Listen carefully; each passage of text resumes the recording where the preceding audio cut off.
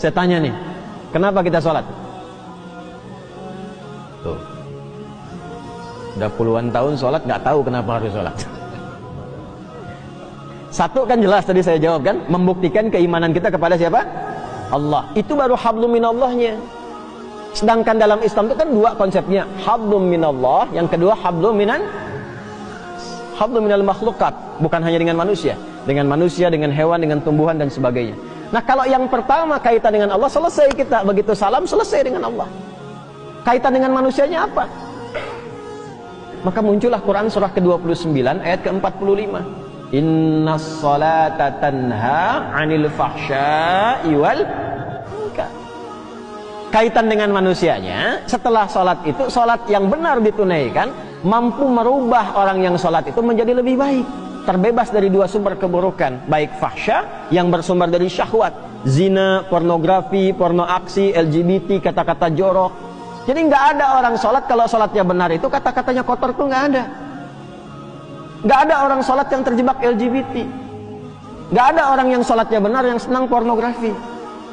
Nggak ada orang yang sholatnya benar yang senang dengan perbuatan-perbuatan menyimpang. Nggak ada.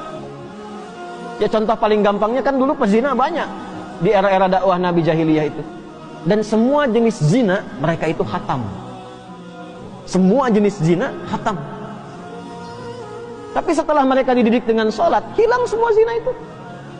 Bahkan memuliakan dengan sesama. Mungkar itu keburukan yang diingkari oleh hati, sumbernya nafsu perut dan akal. Nafsu perut itu karena terlalu lapar mencuri. Ditambah dengan akal, korupsi. Kan orang bilang kalau ayam mencuri, ya kan? Kalau lebih besar korupsi kan? Padahal sama-sama mencuri kan? Ya kan? Sapi makannya apa? Rumput. Nah, ada orang makannya aspal.